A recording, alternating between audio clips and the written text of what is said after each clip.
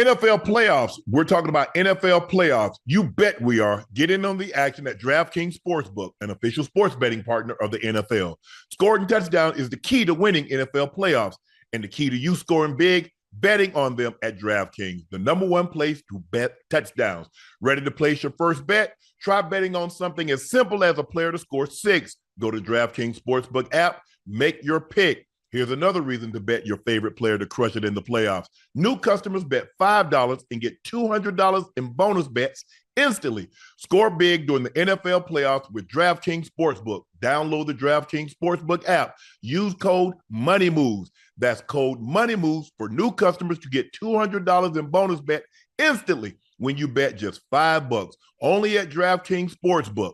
The crown is yours. Boost Mobile is now legit nationwide 5G network. So I have to take a break from all the jokes here for just a second and put my serious voice on, because I would never ever joke about a 5G network that has invested billions in building 5G towers across the country. Not even once. Not even if Mr. Boost Mobile himself asked me to. There's nothing funny about it. Boost Mobile is now legit nationwide 5G network and also provide coverage across 99% of America. Seriously. Visit boostmobile.com or your nearest Boost Mobile store location to learn more. Boost Mobile network, together with our roaming partners, covers 99% of the U.S. population. 5G speed, not available in all areas. Hello, I'm Shannon Sharpe, and I'm also a Row sponsor. Row Sparks are amazing for guys who want to boost in the bedroom because they work fast and last long. Listen, we're about to get a little explicit, so you heard it from me. Maybe you heard too much from me. How much I love Row Sparks. But I'm not the only one. These reviews are for grown folks only. One person said, while my wife and I went on vacation for 5 days, I used Roast Sparks a couple of times, and we had fun. 9 times fun in that week alone. Okay, good. That's what I'm talking about. That's what I'm talking about right there. That's him. Another customer said, boom, I'm Superman. I carry Roast Sparks in my pocket at all times. Full stop. And lastly, someone says, I'm not bragging, but my wife actually tapped out for the first time in years because of the UFC. Made her give it up. If prescribed, you get $15 off your first order of medication to get hard. Connect with a provider 100% online, row.co/nightcap to find out if Row Sparks are right for you. That's row.co/nightcap.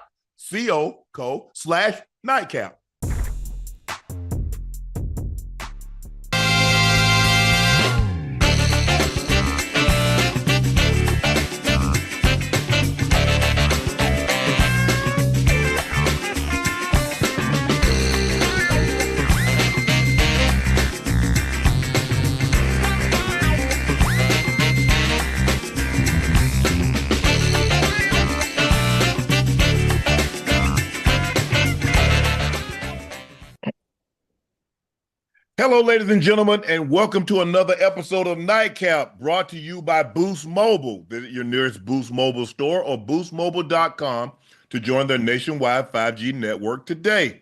Now, we're in the hotel, and when we're on the road moving forward, we're going to have this really cool Boost Mobile sign projections behind us, Ocho. Unfortunately, Ash be on that bull jive, and it didn't arrive. Yeah, you got yours, Ocho. Yeah, and turn it on. Huh? You don't even know how to turn it on, No. do you? Yeah, I figured. I figured this. But guys, please make sure you subscribe to the Nightcap podcast wherever you get your podcast from. But while you're doing that, make sure you subscribe and push the like button. Also, guys, thank you so much for your continued support. Over the last 18, 19 months, you've been incredible, and we greatly appreciate that, because Unc and Ocho, which is myself and Ocho and Nightcap, the family, we couldn't be what we've become without you. Your support, your watching, your downloads, your views. Man, y'all have shown us so much support. That's why we're able to tour. We're able to sell merch. We're able to, win awards. It's because of you. And I can't thank you enough, and I know I speak for Ocho as well. Make sure you check out Shea by Laportier. We do have it in stock. It's time to celebrate. Eagles fans, Chiefs fans. Now, if you can't find it in a city or state near you, Order it. We'll ship it directly to your door. And guess what? You should be able to have it by Super Bowl Sunday because we know one of these two teams are going to be celebrating. What better way to celebrate than with a bottle of Shea by Le Portier? Do us a favor. Please drink responsibly and be safe. Make sure you go follow my media company on all of its platforms. That's Shay Shay Media and my clothing company, 84. Everything just restocked. Use Super Bowl for an additional 10% off.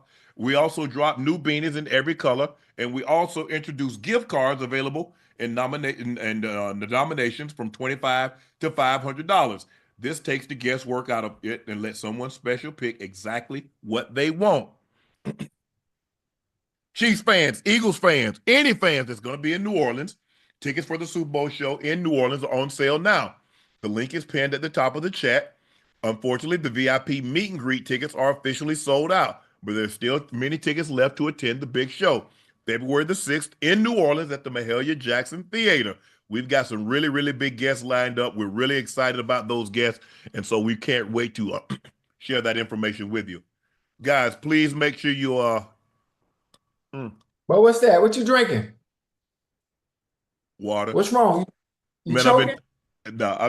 I've been talking all day. I taped an episode of Club Shay Shay today. It's gonna be really, really special. I can't wait for you You don't guys want to tell us who it is? No. Both Nightcap and Club Shay Shay are both nominated for NAACP Image Award. Nightcap has been nominated for Outstanding Podcast, Art, Sports, and Entertainment. Club Shay Shay was nominated Outstanding Podcast, Society, and Culture.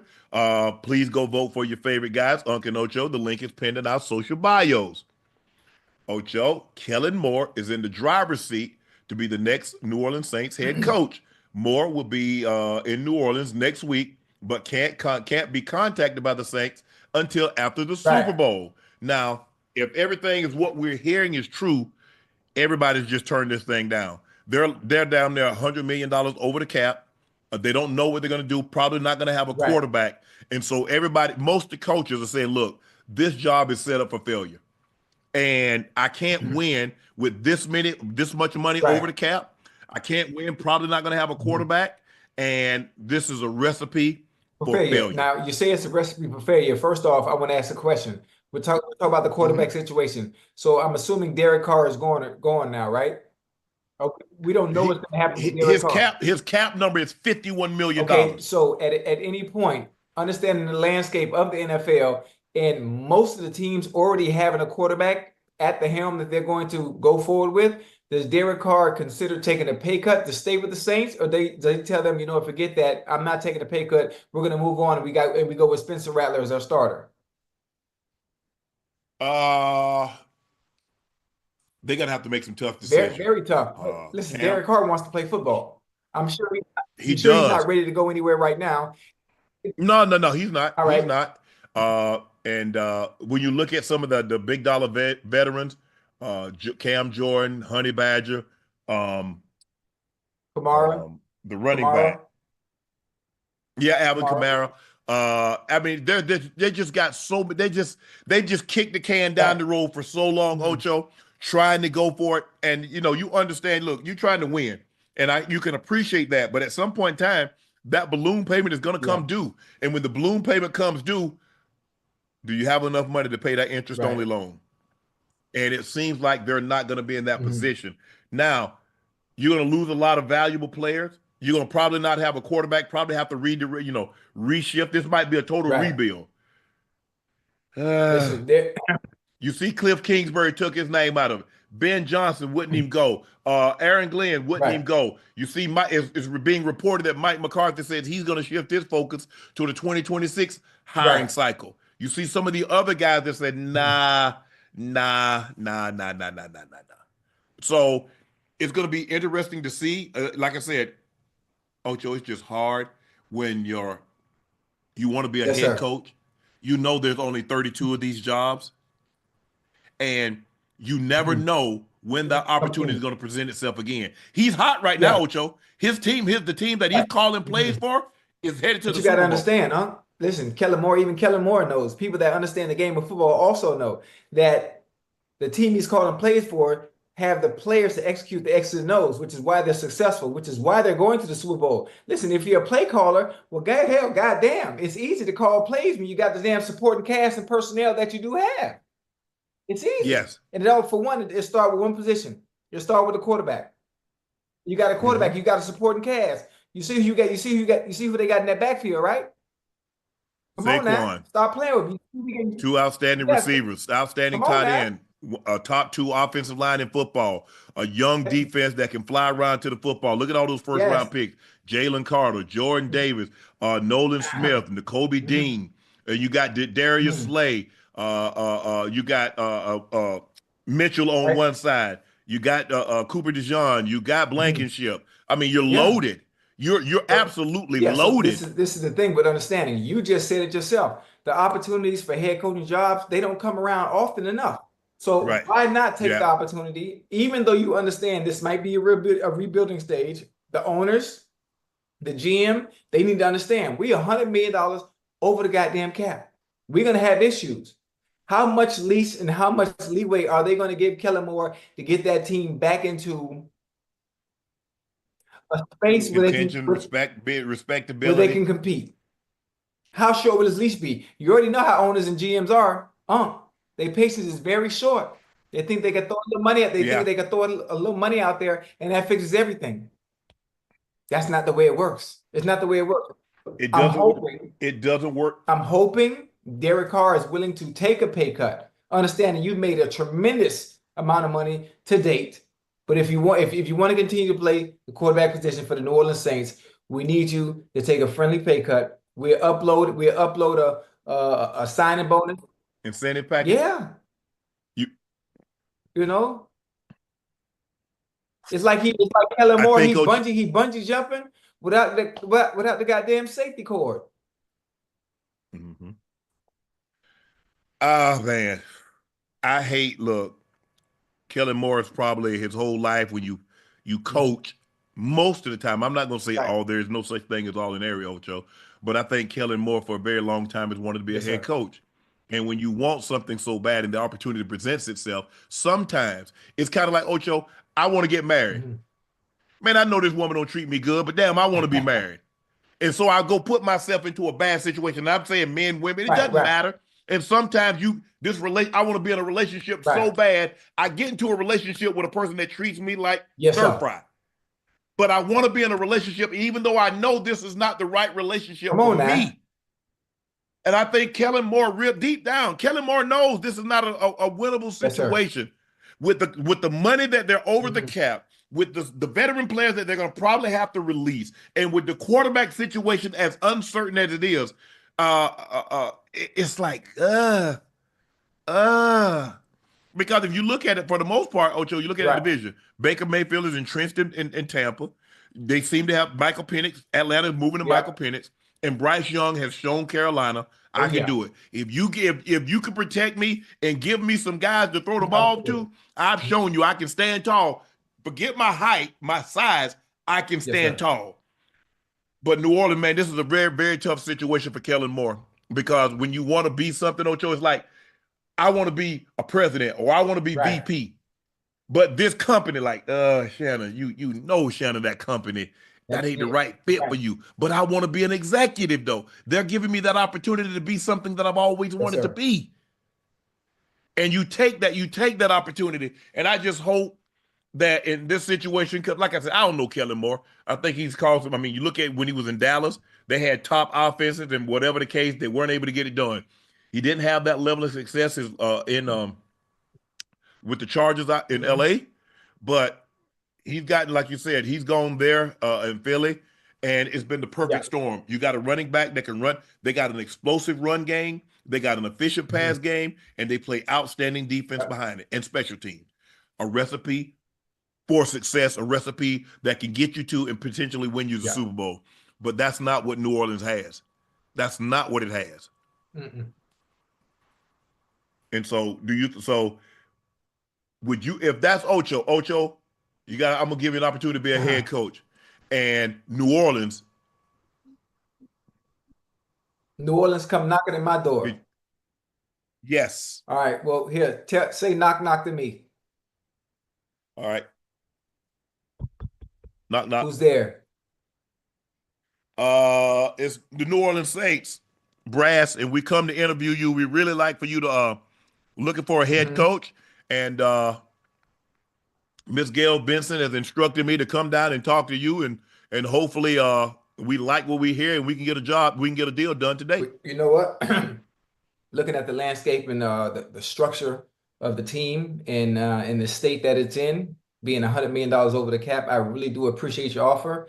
Opportunities like this don't present themselves often, especially to minorities. And with the understanding of the Rooney Rule, it's been set in place for a reason. And you guys are asking for me to interview for the job, and by the sounds of it, you'd like to hire me. But to me, it's more of a dead end. I wouldn't call it a one-way street because we really wouldn't be going nowhere. I appreciate the opportunity, but I would just have to turn this down and wait for the next coaching cycle or next coaching hiring cycle, for that matter. With all due grace, I thank you for the opportunity, but I can't take this job. Are you telling us no? I mean, for the lack of better words and everything I said, it's all summed up. Fuck no. You're gonna regret this. You effing a-hole. You're gonna regret this, Ochocinco. I gave you an opportunity of a lifetime. You black B. You know what? Tell you what, you'll never work a day in the NFL again. I promise you that. We're gonna see to it that you don't get a bleeping job. You hear me? You ungrateful ingrate. You have a great day. Hey, listen, I was very professional, but everything you just said is probably, if I was to turn it down to somebody that looks like me internally, that is probably exactly what they would say. But hey, I felt that was a great professional answer. You did a great job. Longtime NFL head coach Chuck Pagano is coming out of retirement to join the Ravens staff as their senior secondary coach. It's a reunion for John Harbaugh, who hired Pagano to his first staff in 2008. 17 years later, Pagano, now 64 years of age, is back in Baltimore. I think he came in and filled in a little bit last year, started happening like mid-season because they were kind of struggling in pass defense. We know he was an outstanding defensive coordinator. He parlayed that into the job at in Indy. Did an unbelievable job there. I think they went to the playoffs a couple of times. I think he was there with luck, if I'm not mistaken, Ocho. I think he was there. Yeah, he was there with luck because he ended up getting sick, having to step away, and Bruce Arians, BA, ended up filling in, and they ended up winning, Coach of the Year and so forth like that.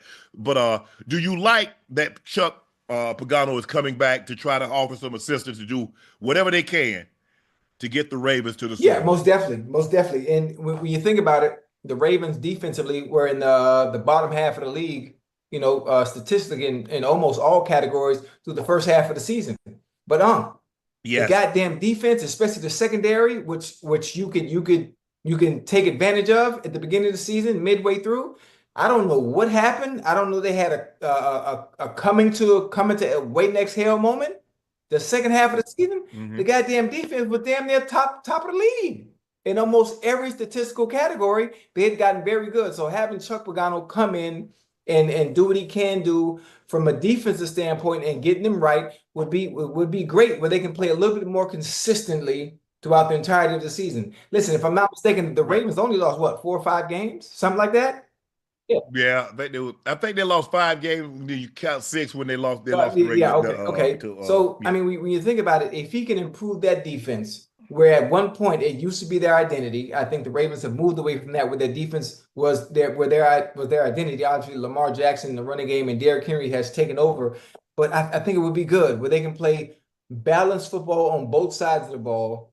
I think they'd be dangerous. But obviously, defense is not why they lost them. We can start there. Defense is not why they lost in the playoffs. We know what happened. I don't want to revisit that again. But in the biggest moments, there are mistakes that you can't make. You can't beat the Ravens beat themselves. I'm not putting it on one specific play at all. I'm not putting it on one specific play.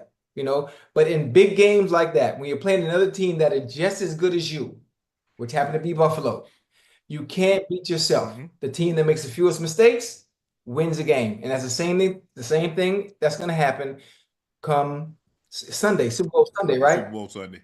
Super Bowl Sunday. You got to minimize your mistakes and your turnovers. And that goes, let's start with the quarterback play. You're absolutely right, because you put your defense in a bad spot. You turn the ball over 3 times. Yeah. You put your defense in a bad spot. Look at the teams. Washington, they got blown out. They turned the ball over 4 times. You gave up 28 points on that. Fortunate for the Chiefs, they turned the ball over early enough in the game. They were overcome it. But if you look at the Chiefs, if you look at what they've done, they've had 1 turnover in 9 weeks. You win a lot of games, Ocho, taking care of the football. You can't win until you learn not to beat yourself. You win by not losing. I don't need to win the game. I just don't need to lose it. Don't beat yourself. Don't turn the ball over. Don't put your defense in harm's way. Don't let them score on your possessions. It's hard enough to score when you got the ball. But now you letting teams score on your possessions, or you're shortening your possessions. You turn it over on first down. You turn it over on second down. Now you don't even get an opportunity to get a third down. You turn the ball over in the red zone. Now you don't get an opportunity to get points out of it. There's a host of reasons. And, you know, look, I'll give John Harbaugh and I give that Ravens brass credit, because they're like, okay, it's leaking over here. Let's plug this. Let's do this. Let's do that. But at some point in time, you just got to play mistake-free football. That it's cost you the last 2 years. Ocho, if I'm not mistaken, they've got to turn the ball over 6 times. 3 in the AFC Championship, 3 in the divisional round. That's 6 turnovers. It's hard, because the further you go along, the more equal the teams are to you. So now you turn the ball over, you playing somebody that's equal, and you make mistakes. Now you allow them to get a leg up on you. So they're just going to have to do a better job of protecting the football. I don't think it was deep. Yes, they gave up 27 points. Okay. But you gave up 27, but you put the ball in harm's way 3 times. And you allowed them. You can't be careless with the football. Lamar let one get away. He sailed it. The guy broke it towards the sideline. He flattened it out. Lamar threw it high. Andrews got it punched out. You can't turn it over, Ocho. You just can't. You can't. I think, did they have 3 turnovers or 2 turnovers in that game? Andrews fumble. Lamar fumble. And Lamar threw a pick. Oh, and Lamar fumble. You remember Ocho? Remember he tried to grab it. The ball got away from him. They snapped the ball over his head, and then he tried to reach down and pick it up, and it squirted away from him, and Von Miller scooped it up. So you're right, they had 3 turnovers. They just need to do a better job of protecting the football, Ocho. That if I could tell them anything, take care of the football and see what happens. If you go back and look, Lamar's game in the playoffs, you look at the Ravens in the playoffs, they turn the ball over far more in the playoff time than they do on average in the regular season. Most definitely. And when you turn it over like that, you're going to get beat, because these teams that make the playoffs are really good. And from the wild card to the divisional round, that's a better team. From the divisional round to the championship game, that's the better team. And so when now you give them extra possessions, you turn the ball over, you let them score. You don't score because you get in the red zone and you turn it over. Ocho, that's a recipe for getting your butt kicked and going home and say, what did we do? How do we get over the hump? But I like it. I like it though. Chuck Pagano going there, and you look at the personnel he has to work with. Wiggins, very nice, had a very, very, very good season. Humphreys coming back. Kyle Hamilton, who's the real deal, you know. Kyle Hamilton's a real deal. So him working with that defense, Roquan. I'm trying to think else. I can't remember the Matabikwe. Great. Hey, you know, he's gonna have some good stuff to work with. So I'm even as a Bengal, I'm excited for them. Kyle Van Noy had an outstanding year. He was on 1 year though, right? Kyle Van Noy, is he coming back? I think he was, Ocho. I think he was. Yeah. The big guy, Pierce, is a run stuffer, but he got him an interception. Hey, Pierce, next time take that thing to the house, bro. You don't get them often now. He caught that thing. It's like, He thought about it, Ocho. He took him like 2 hard quick ones. He's like, hold on. I ain't took but 2 yards. Oh, that's another 70. Oh, let me go and hold this thing. Hold up. Oh, yeah, come on. He slid that thing down. Real quick. Put his hand His up. stuff up. And he went straight to the oxygen tank on the sideline. Well, he definitely, hey, if he'd have ran all the way to the end zone, he'd have been done. Ain't no way he coming back in that game, Ocho. There's zero chance he would have come back in that game if he'd have took that to the house. Zero. Yeah. Ocho, Fox has sold more than 10 Super Bowl commercial spots for over $8 million. The record price tag is up from just $7 million just a year ago. Fox said it sold out its inventory for this year's game in November of 2024. Blame supply and demand for the increase. Last year's game set a viewership record of 123 million people watching CBS and streaming services, according to Nielsen. Ocho, 30 seconds, 8 mil. It's worth it. It's worth it, Unc. For sure. People have to understand how many eyes are watching, not just here in the States, but globally, A billion, probably. Billion. Watching the Super Bowl. So this is one of the best ways to market and brand whatever you have going on. And obviously the entities that are able to afford the price point for that 30-second commercial are already big. I think what it comes up to now, when you talk about Super Bowl commercials, creativity. How can we capture the eye and captivate the individual watching the viewer in 30 seconds? And you do that with creativity, because what's one thing that we always get excited about come Super Bowl? The commercials. We always want to remember the commercials. If it's not the Clydesdales with the Dalmatian, the Doritos commercial. Doritos has always been good. The car commercial. Remember when they had the frog, Bud? The Bud. And the bro talking about, yeah. Hey, got to do something to catch that, like, and I think, can you hear me now? And it's just a continuation. And so you're absolutely right. You're right. It's worth it. It's only 30 seconds. I think guys try to position it in a situation where, like, people remember it, because it's so, Ocho, it's so many. It's so many. Probably 200 spots. Yeah. And they gonna get them. Hey, they stop at everything. Hey, can you pretend like you injured so we can run to get to this commercial? Yeah. Hey, because it at all, at anything at all, because you ain't gonna see a whole lot of this. Hey, you gonna see a lot of this. With the orange gloves on. And listen, for those entities and brands that can afford those 30 seconds, creativity is the biggest thing. Creativity. How can I draw the viewer in the eyes in and make them remember this 30 seconds? Remember this 30. Doritos does a phenomenal job at it. Budweiser does a phenomenal job at it, because you talk about those commercials after seeing them for 30 seconds and hoping they come on again. And they rate them. And then, the next day you go, okay, what best commercial? This was the best commercial. Whether it be this car entity or the babies, the Bud Bowl. There's always something that you're going to have a rating, and people are going to judge which one did you like the best, what's the commercial that you remember the most. And you're absolutely right. I remember when Macintosh, what was that, 1984? The Apple. That was it. So, the commercials, that's a big part of it. Commercial in the halftime show. Because only two fan bases are happy, Ocho. My team ain't in there. Well, your team ain't in, you know what I'm saying? And so what do I got to look for, Ocho? Commercials and halftime. Yeah, you're right. You're right about that. Bill Belichick wants the Super Bowl trophy named after Tom Brady. Belichick proposed the idea on renaming the iconic Super Bowl trophy Let's Go podcast, saying they don't name it the Star Trophy, they name it the Lombardi Trophy. Maybe they should name it the Brady Trophy. What do you think, Ocho? I like it. For what Tom Brady's been able to accomplish. Arguably the greatest quarterback of all time. But it just sounds something about Vince Lombardi. It's different. As great as Brady was, Vince Lombardi, it fits so much better. It fits so much better. Yeah. Maybe there can be another award, for quarterback play throughout the entirety of the season, and I'll tell you what you do. Name the Super Bowl MVP trophy. Bingo. Now that's better. That makes much more sense. Name the Super Bowl MVP, the Tom Brady.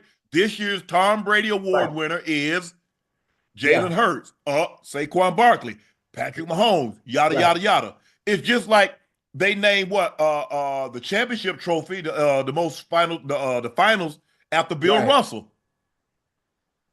Okay, fine, got no problem with that. You named the Eastern Conference most valuable player in the Eastern Conference Finals after Larry Bird. Magic Johnson got the other one.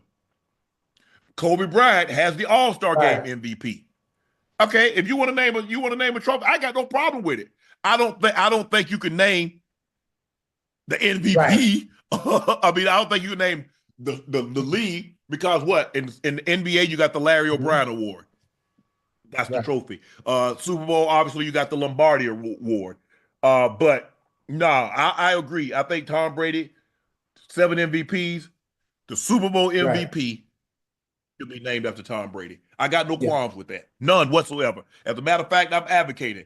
Coach Belichick, we stole your idea and we came up with one better. We're gonna push it. We're gonna push it. Yeah, we actually do.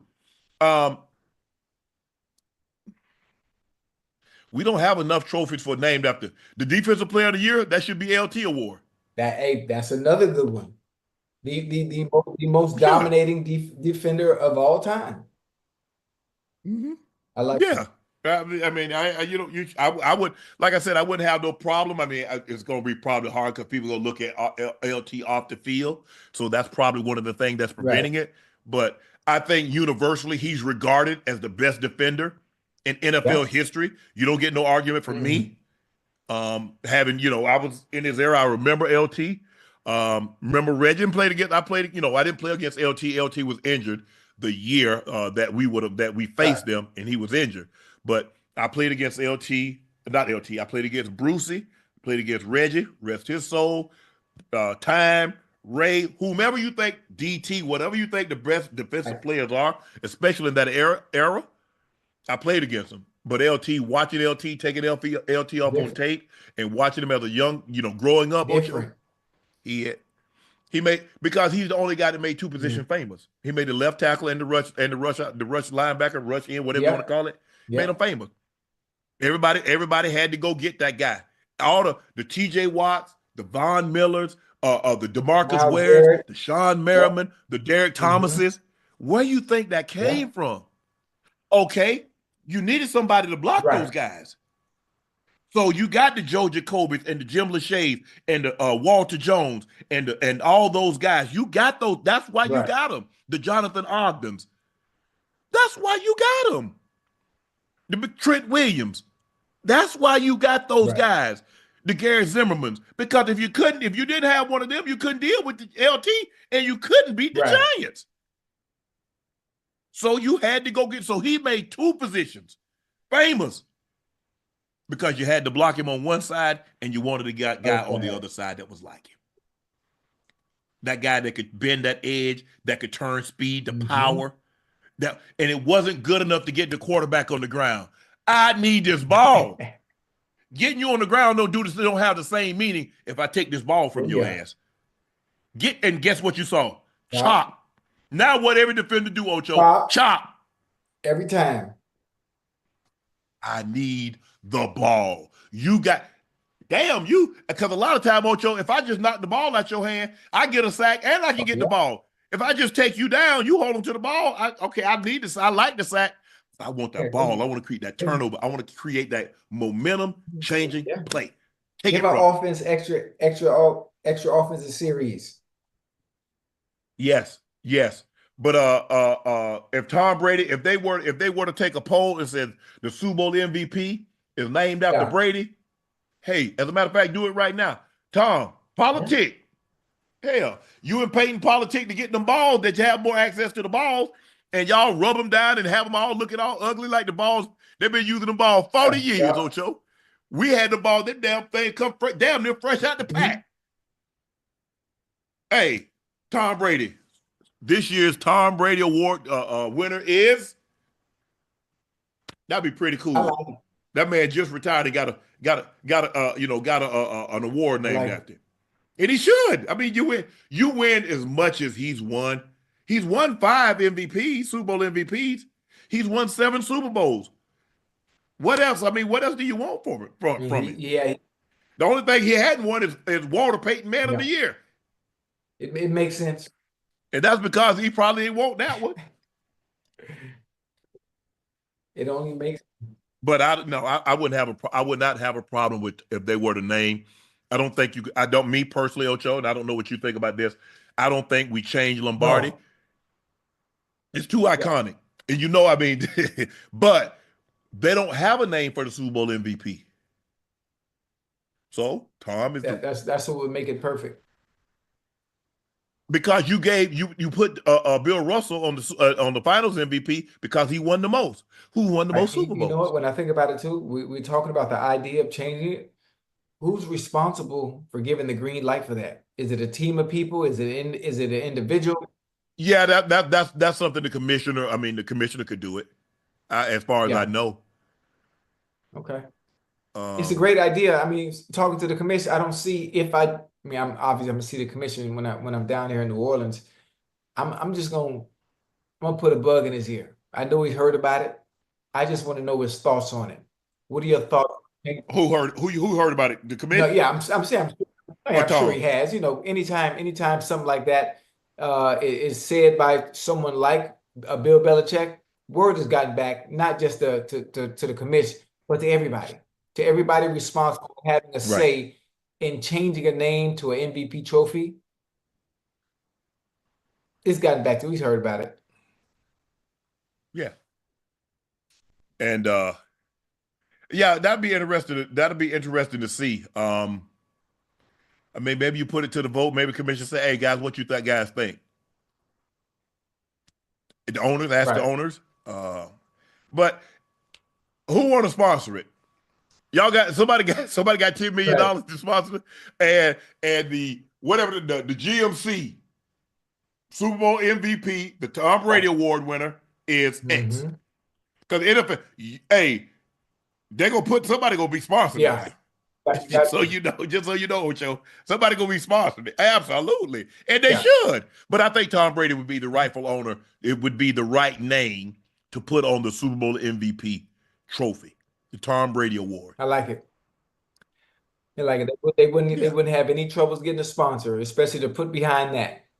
Definitely wouldn't have any trouble. No. And I like it. I mean, it's gonna be tough for him to get down from the booth if he's calling the game to get down there in time because unless it's a blowout, Ocho. But for the most part, and he's young enough, it's something that the thing is that I wish we could have seen Mr. Russell do it for about 40 years. Yeah. But this would be a great opportunity to whoever. Obviously, you can't do it this year, but I think moving forward. So, Coach Belichick, thank you for the idea, but I think Ocho and our idea is gonna is the one that's more likely gonna happen.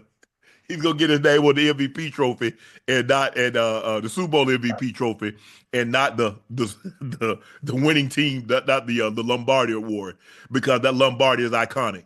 You know what it is. It's almost like the Heisman. When you see it, you know what it is. Definitely. It's like that. I think what do you think the most recognizable trophy is, Ocho? The FIFA, the Heisman, the Lombardi, the World Series trophy, the Larry O'Brien Award, the Stanley Cup. Stanley Cup is Lord Stanley. I mean, that'd be interesting. What do you think the most? Is it the Ballon? What is it? How you say it? Ballon d'Or? Ballon d'Or? Ballon d'Or. Okay, yeah. What do you think the most recognizable trophy is? Oh my goodness. That's a good question. I think if you stay in the USA, I say you probably say Heisman of the Lombardi. Yeah, probably Heisman of the Lombardi. But if you take it globally, Ballon d'Or. Ballon d'Or? Absolutely. Bigger than more than Stanley Cup? Yeah, hell yeah. Okay. Yeah. They need to, they need to do? They need to do like the Stanley Cup, like everybody for the winning team get the cup for a day. They need to let everybody get the Super Bowl, the Lombardi for a day. Man, somebody gonna mess it up. Well, Gronk already done put a dent in it. so Oh, But yeah, they somebody should all team everybody should get the players should get to keep the trophy for a yeah, day. that'd be dope. But it ain't like Stanley Cups because you can drink out of it. And kids, I mean, ain't no telling what they've all done to that. They probably drank out of it. Somebody else probably do something else to it. But I tell you what they should do. Roast Mark need to give me an award. Who won that Hey, Spark Award? hold on. Come on, man. I've been What that? asking about some roast sparks for now for what for months now, and I You got to Ocho. You got to order them because they got to make sure you ain't got no underlying condition. Because you got to have a strong heart. hey, I got a strong heart now. Nah. They got to ask you some questions. You're not supposed to take other people's medicine. I know, but what kind of questions they gonna ask me? How about this? I don't know. Go fill out the questionnaire. Go to Right. roastmarks.com/nightcap. Okay. Hey, hold on. You roastmarks.com/nightcap. got some on you right now? What is it, Ash? Okay. Row.co/nightcap. Okay. Okay. Absolutely. I'm saying you got some on you right now? Yo, dude. Well, I have a question. Can you send me like two of them? No, you got to fill out the questionnaire, Ocho. And you try to cut into Well, I my ain't trying to cut staff. into your staff, but I'm trying to understand what type of questions they gonna ask me. That's kind of personal. If you feel like go to Right. row.co/nightcap and you pull it up. Hey, Ocho, you see all those? Remember back in the 60s, they had the water Right. fountains, whites only. You go to the diners and movie Right. theaters, whites Right. only. My roast sparks, Shannon Dingaling only. I don't know what to tell you. Hey, well, let me tell you something. You try, I know what you talk about in the but 60s when it was whites only. But also, when I was in yeah. kindergarten, there was something that we learned on the first day of school. The first day of Mhm. school, my teacher came in and she wrote on the board, sharing is caring. That's one of the first things you I don't learn care. in kindergarten. Sharing is caring. So if you have something, Mm-mm.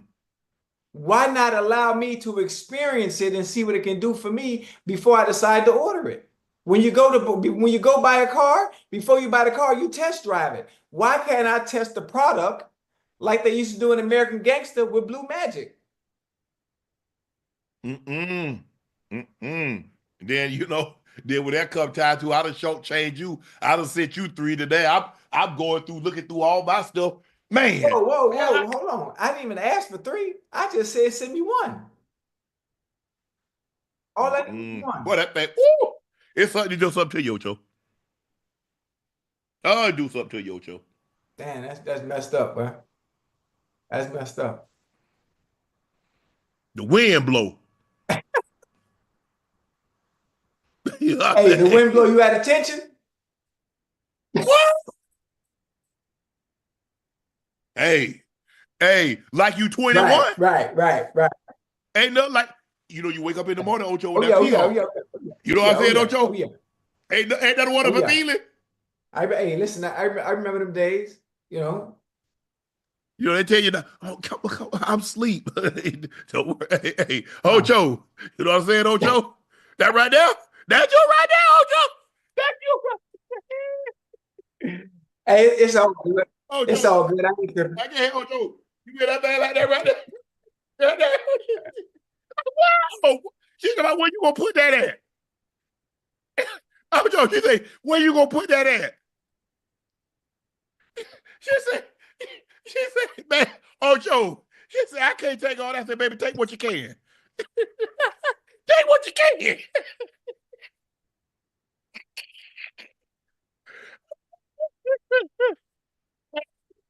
Take what you can. Hey, that's all right. Hey, yeah, I'm gonna work with you. Come on now. Hey, hell no. Hey, take what you can. Hey, boy. Hey, some Yeah. good. Hey, I bring back some good memories, man. Back in the days, man. Yeah, Ocho, I'm just Hey, fine. listen, it ain't the same. It ain't the same like it was when I was in my 20s and my 30s, boy. Hey, you think you're 20s to 30s? Yeah, I promise you. damn. I promise I you. mean, you know, as a co-host, as a partner, as a friend, as two people that are in business. I mean, you would think. I mean, obviously, I would think, you know, we're in a great space where, man, you got to try these, and you would actually send some to me so I could experience it for myself, so I can be able to come on and tell, listen, this is what Rose Sparks did for me. Rose Sparks dissolve under your tongue for faster results. And by results, I mean downstairs, please, gentlemen. Plus, they last up to 36 hours, Ocho. 36. 36. 36? So when you get turned on, it'll show. Find out if a prescription for Rose Sparks are right for you at ro.co/nightcap. ro.co/nightcap. Now, do I put any kind of code in for a discount? Or Hey, that code you put in is Ocho on one tonight. That's the code, Ocho.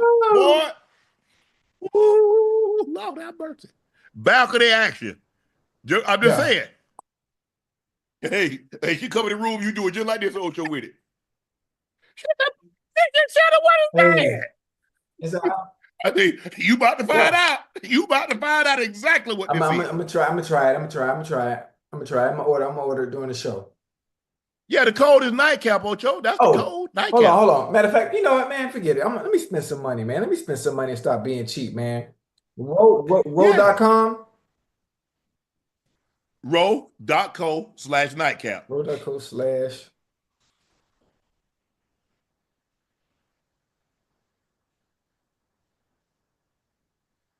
Let me see if this.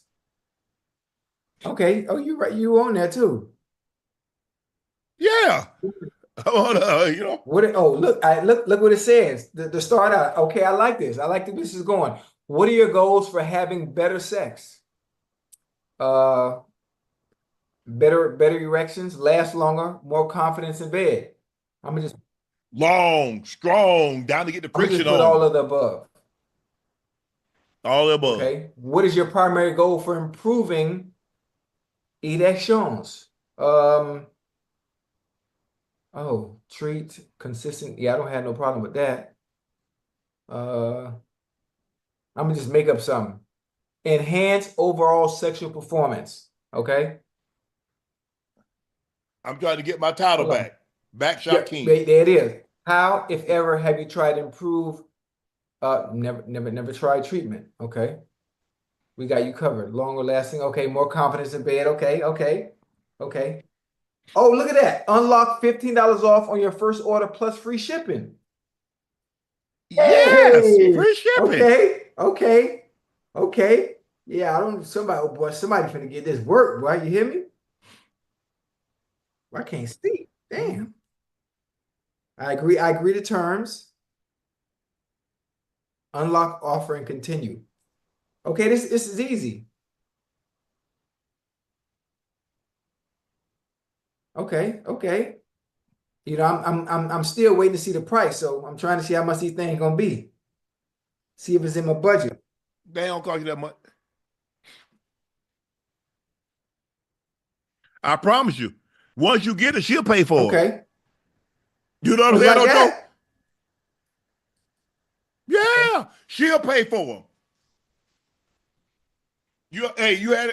Ocho, you had a girl, you ever had that one?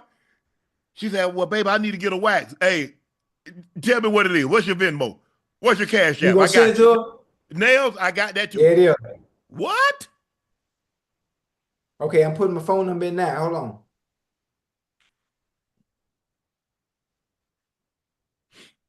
Ocho, Logan Paul says someone jacked his watches worth over $300,000, and he's on the hunt for whoever jacked his expensive watches from the luggage during a recent trip. He believes someone from TSA agents with sticky fingers are behind it.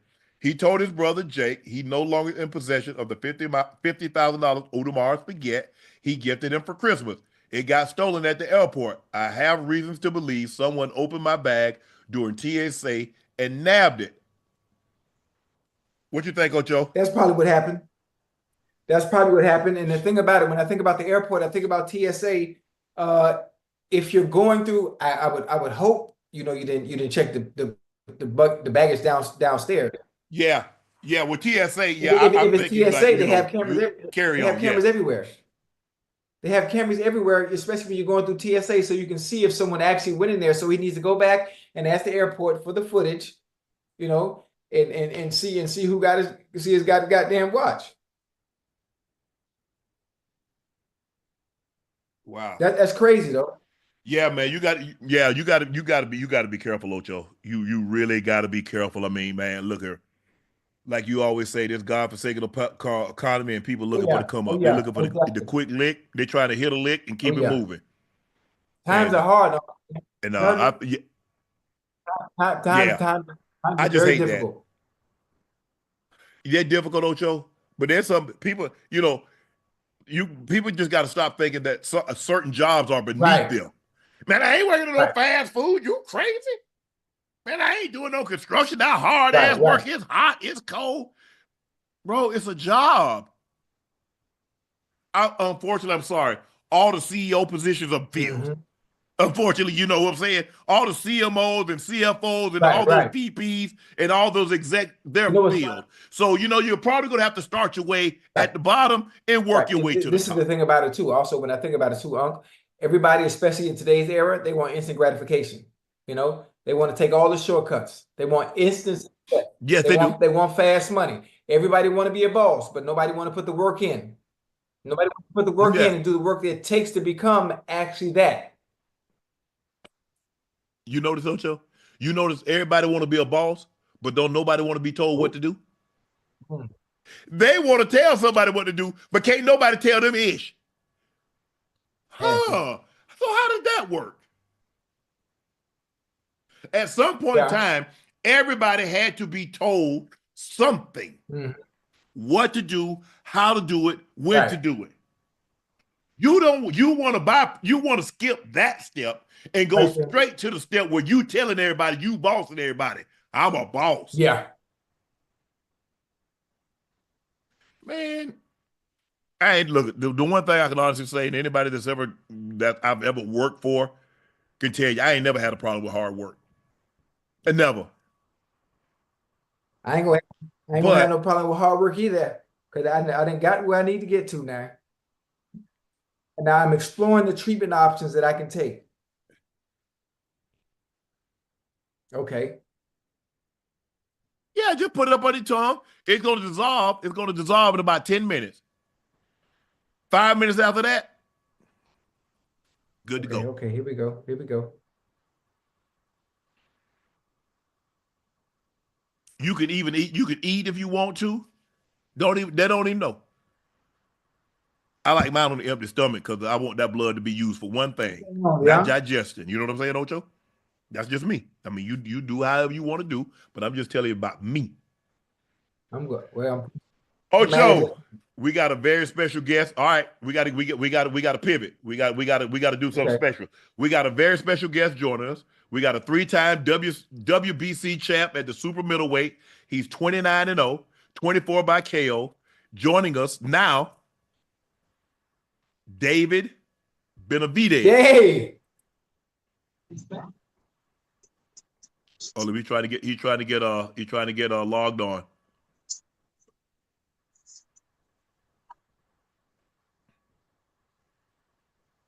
Is he close, Ash?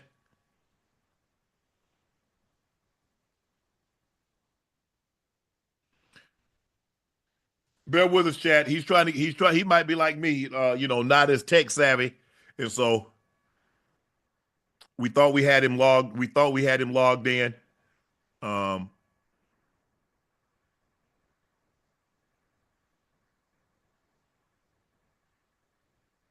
but I'm excited. David Benavidez, the three-time WBC champ at super middleweight, 29-0 record, 24 by Oh KO. yeah. He takes on his next opponent David is David Morale, Morrell. the Mexican monster. I'm still waiting to spar. I've been asking Dave to get in that thing and go to work. Give me eh, eh, eh, eh, eh. Would you?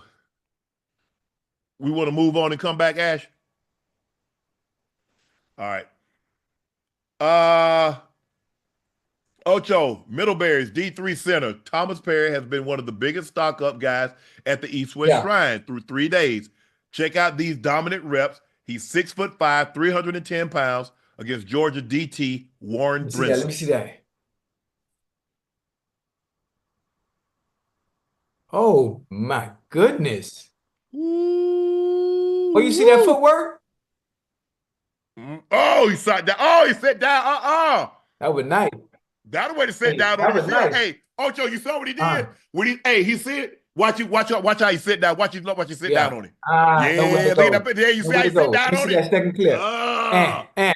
Watch you sit down on him. There you go.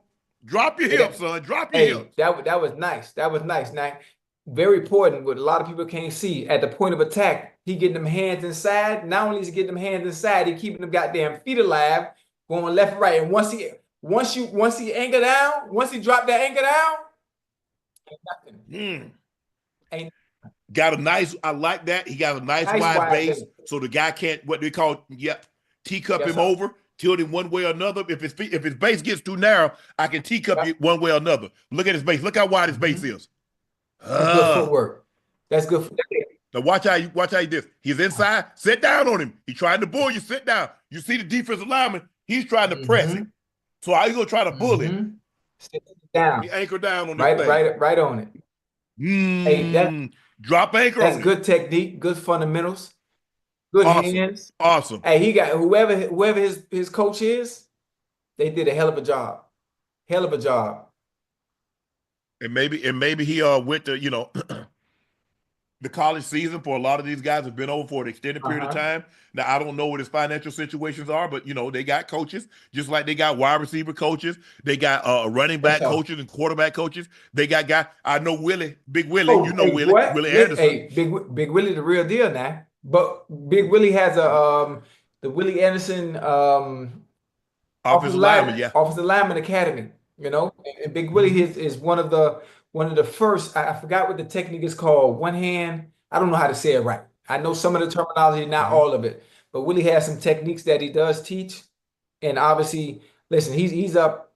Speaking of Big Willie, he's up for the Hall of Fame. He's as a finalist. And I'm hoping to get to next year, man. He's one of the best right tackles to ever play. I've been advocating for him for a while now. So, I mean, damn. And that's the thing, Ocho. You got deep people that deep like Chuck Smith. I don't know if you know Chuck. Chuck from Georgia went to I think Chuck went to Tennessee. Had some great years at Atlanta. Pass rush specialist. Teach guys how to use the wax on, wax off. Know how to stab. Know how to rip. Get skinny. There's a lot more to it. People like, oh man, he got a sack, but you don't understand what goes into it. There's an art to pass rushing. An art. It's an absolute art, and it's a beautiful thing when you see that guy and he doing this. Go back and study Aaron Donald and look at Aaron Donald's doing this. All he wants to do, show me what you're gonna do. If you get careless, he's gonna get skinny, and he's side you. Go back and look at that play that he made at the end against Cincinnati in the Super Bowl, Ocho. That joker got skinny, and boy, when he got skinny, got through there, he bent that edge, and he was It's hell. Listen, we got Benavidez coming up next, but when I think about offensive lineman play, when I think about defensive lineman play, and people don't understand the small intricacies that make the plays outside of they just see a guy just running forward and using strength. You're absolutely There's right. so much technique to it, and then the entire body has to be in unison with all the moves making. Yes. It's like dancing. It's just like dancing. Right. No, the better you are, everything has to be in one smooth motion, being able to counter what you see in a split second. In a split second. And we do it the right way, it's such a beautiful thing to see. It's a work of art. Man, when you see those guys, they have a drill where they call it run the circle, and they have that big old circle and the guys, and they just running round and round, and they leaning. You leaning. Go back and look at DT. Go back and look at Brucey. Brucey was the biggest guy. Myles Garrett reminds me a lot of Yeah. Brucey, a guy his size That that could can bend like bend. that. A lot of these guys, you know, I mean, yeah. Because you look at, I think probably Miles probably what 6'5", 6'4" and a half, Right. 6'5", probably 275. So he's probably a little smaller than Brucey. Brucey was the best guy, a guy that Right. size that could Right. bend like a little guy. DT had, you know, had that flexibility. Von Miller, Yeah. another had like Gumby. He was like almost double Yeah. And jointed that he could just like bend. you know who else Huh? is pretty good? Who had a unbelievable toolbox when it came to the defensive end, especially a great spin. Who that? You know, he'll get you going one way and he'll spin back underneath, or he can spin over top of you, Freedy. Dwight Freeney. Or Yeah. That was hey, Freedy's Freeney thing. was nice. He gonna put you at some point in time. He ain't gonna do it No, early. no. He gonna sit you up. He gonna put you in the spin cycle. Though you He gonna gonna get set you it. up. Yeah, and he do it so quick because he hit that inside shoulder, and when he hit it, he do And this. So now he club his boom. way through with the elbow. Come on Yeah. through that. He coming back around with it. So okay, we got him. We got him langed up. Okay, guys, joining us right tonight. The three-time WBC champion in super middleweight, 29-0, 24 knockouts. David Benavidez. David, how you doing, bro? I'm doing great, brother. Thank you guys for having me on. I really appreciate, the invitation being here. Most definitely. Thank you. Okay, David Morrell, what can we expect in this fight?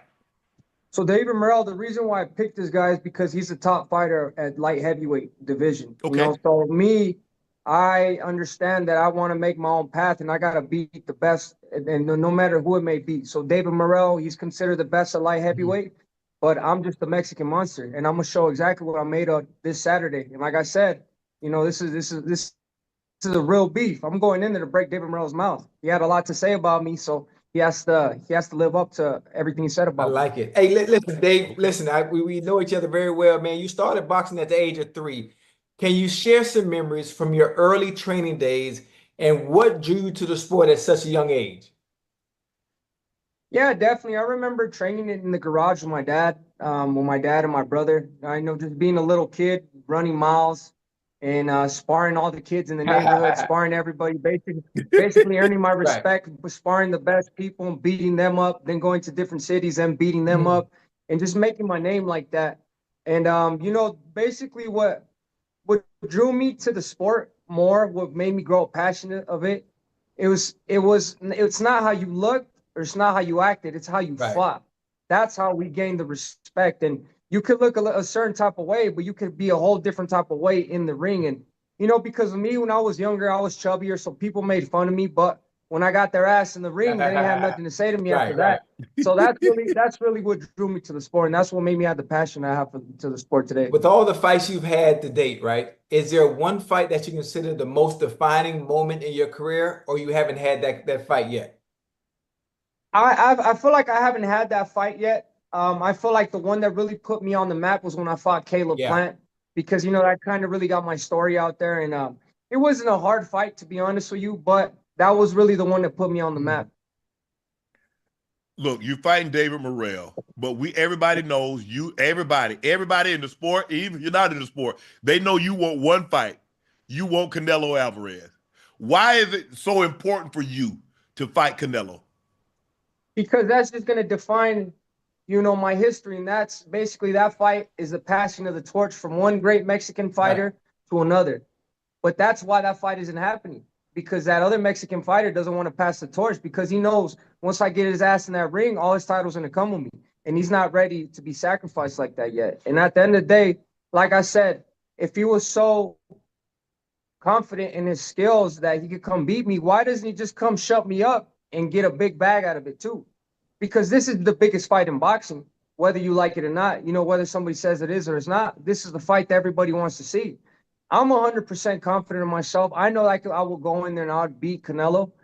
He knows that he can't beat me. That's why he doesn't want to give me the opportunity. That's why he'd rather fight Jaime Munguia. That's why he'd rather fight Edgar Berlanga, because he knows he can't mess with the Mexican monster. Hey, I love Dave, dog, you my dog. I love the confidence. Where does a confidence like this come from to know Canelo, one of the greatest fighters of all time? I think most would probably really argue the fact. What is it about what you've done or what you've achieved makes you feel that you can beat Canelo no matter what, hands down? Where does the confidence come from? Because I've been putting in the work for a long, long time. I've been sparring nothing but world champions, you know, in my adolescence. When I was 14 years old, I sparred Peter Quillen. He was a champion. 14 years old, I was sparring Latif Coyote. He was a champion. 15, Kelly Pavlik. 16, Gennady Golovkin. 17, Gilberto Ramirez. 18, Bivol. And I was, not only was I holding my ground with these fighters, I was getting the best out of them. And that's how I know I'm a different I'm a different caliber fighter. And honestly, at the end of the day, I believe in myself. I believe in my skills. I believe that, you know, I can manifest whatever I desire. You know, I'm really connected with my mind, body, and soul. So I know whatever I set my mind to, I will manifest.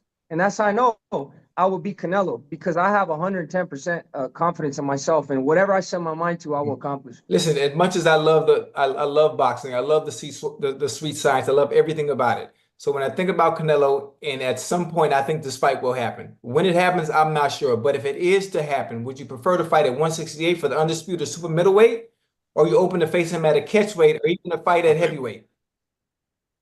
So to be honest with you, I'm gonna give you my prediction. David, can you? Yes.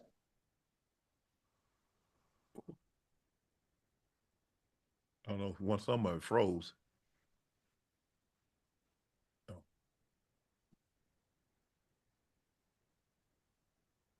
Hold on, Dave. Hold on 1 minute.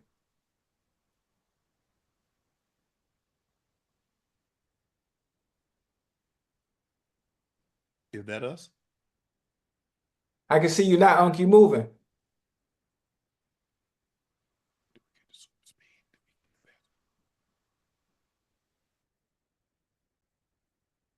Okay, go ahead, Dave. I'm just so what I asked you, would you prefer to fight at 168, 168 pound for the undisputed super middleweight title, or are you open to face him at a catchweight, or hell, even heavyweight? What do you think? So look, I'm gonna play. I'm gonna predict the future right here. Talk to me. The only way I see this fight happening is me going up or winning all the belts at light heavyweight, winning all the undisputed titles. And then me and Canelo fight at a catchweight, 172 or 173 for the 168-pound titles and the 175-pound titles. I think that will entice Canelo to fight, because it will make this fight 100 times bigger. And it will be the biggest fight in the Mexican boxing history. And that's the way I see that fight playing out. I feel like in my heart, I definitely feel in my heart that's how that fight's going to happen. And I will be the greatest Mexican fighter of all time. I like it. I love it. David, what is this? What is it? When we think of boxing, and we think of Mexican boxer, we think of machismo. We see De La Hoya. We see Chavez. We see all these great Mexican fighters, and we know they're gonna go out on their shield. That nothing else. Hey, do not. I don't care. Let me die in this ring. Do not throw that towel in. Do not stop this fight.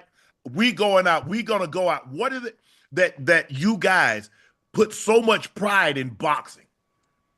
I just feel like you're not going to let somebody outman you. In this sport, it's the only sport that could be man to man. And I'm going to fight. You know, I'm not going to let somebody make me look bad in front of my people. This is how it is. This is why it's a machismo. This is a Mexican style of boxing. We're going to keep going toe to toe until one goes to the floor. And I guarantee you that one is not going to be me. I'm going to be the one going toe to toe, and I'm going to be knocking everybody out. And that's how much confidence I have in myself. And I feel like that's just the Mexican blood in me. I feel like all Mexican fighters think like that. Oh, you froze again? What do you think the holdup is? Is it money? Does he say you're asking for too much money? Does he want too much money? No. So when they offered Canelo, he only gives when you fight Canelo, you only get a flat fee of $5 million, which I'm totally fine for that. But like I said, he's looking for the easier fights. He doesn't want the hard fights. Like I said, that's why he's going with Berlanga. He went with Jaime Munguia. I feel like this fight's it's going to be inevitable, because I'm not going nowhere. You know, I just turned 28 years old. I'm coming into my prime, and I feel the best I've ever felt, and I'm not going nowhere. I guarantee you I'm going to be the last man standing. So when Canelo, he's through with all the little fighters he's fighting. He's done fighting all the weak fighters he's fighting. you know, there's going to be a real man right here standing in front of I him. like it. Let's go back to what's happening for February 1st. David Benavidez, the Mexican Monster, versus David Morrell. And we know you watched Morrell. I've watched Morrell. I sparred with Morrell before. Morrell is known for his aggressive style. What do you see as his biggest strengths? And do you see any holes in his game that you may be able to expose, you know, whether it be mid-range, whether it be in the pocket? What's the game plan? If you're allowed to talk about that. Yeah, David Morrell, he's a great fighter, but this is what sets me apart from everybody else. I make the great fighters look average. And with David Morrell, he moves around really good, but, you know, like I said, I cut the distance. I throw punches and bunches. I throw hard body shots. He's never faced nobody like me. He's never faced nobody that throws combinations like me, attacks to the body, and that could take a punch. You know, like I said, we're gonna go toe-to-toe we're gonna go toe-to-toe all day. So all that stuff he was talking about, me saying that he was gonna knock me out, he was gonna hurt me, you know, I'm gonna be there to test his chin, and I'm gonna be. I want a good fight. Like I said, I like to be the ass that's not scared. You know what I mean? So I'm going in there, I'm putting everything on the line, and I will get David Morrell out of it. I like it. I'm excited, man. I'm excited. I can't wait till February 1st, man. I could talk boxing all goddamn night. Go ahead, Unc. Go ahead. What about some of the other fighters? What about Bovell? What about Better BL? Yeah, so after this fight, after I beat David Morrell, I'm gonna be put in line to fight for all the titles. That's why I was telling Chad that Ochocinco that's why I see the fight with me and Canelo. It's inevitable. It's definitely gonna happen because once I get all those titles, you know, that's gonna be the only thing that entice Canelo. But I understand that Better Biev and Bivol, they're great fighters. I used to spar Bivol. I sparred him a lot. So I know him up close and personal, but they're great fighters. But like I said, I understand that, you know, greatness isn't given. It's earned. So I'm going to go take my greatness. I like it. That's the fight. David Benavidez, David Morrell, February the 1st, 8 p.m. Eastern, 5 p.m. Pacific on Prime Video. Hold on. Dave, I got a question. Yeah. In between, right? Let's say after Morrell fight, anything in between, you want to fight? You want to fight me as a tune-up match before you get to Canelo or you get to anybody else? Come on, bro. I used to watch you when I was in 7th grade. You used to be my favorite player. I don't want to do you like that, bro. Come on, please. Don't make me do it. Don't make me do it. Him. I'm ready. Hey, David, do him. Do him. Hey, I'm gonna knock you out and it's gonna hurt my heart. No. Listen, it's gone. Whenever you're ready, when you want to get some work in, man, I'm ready. But look, dude, listen, I love you. I'm excited for the game, for the fight, you know, February 1st, and I wish you nothing but luck, man. And have a good one.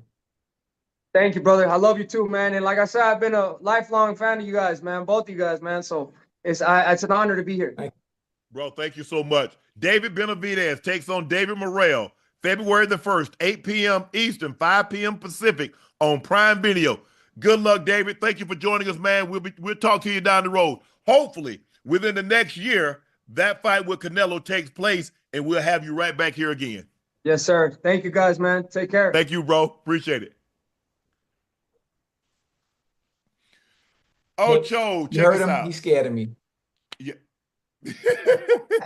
He's scared of me. If he fights at super middleweight, which is 168, he's probably walking around at 190, Ocho. So he's probably walking around at your size. Yeah. And he tall with it too. Yeah. Good defense. Everything. He's always tight. You know, like he said earlier, he throw them punches in bunches.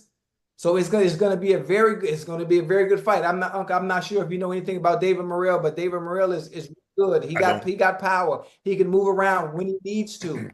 You know, he can sit in the pocket when he needs to. He can fight at mid-range. He can fight from distance. Got good ring IQ. He's young. He doesn't have that many fights up under his belt, but he's so good, which is why he's very confident he can get in there and go toe-to-toe with Benavidez. So I'm excited for it, and I can't wait. It's gonna be a good one. I think the thing is, Ocho, but look, if everybody's coming to fight, like they say, somebody gonna get that. Because hey, here's the thing now, when you throw punches, you can't protect your chin when you throw. If you out here, what you protect it with? You got to wait for something gonna be coming back every time, especially at that level, Unc. That's why ring IQ is important. It's the chess match.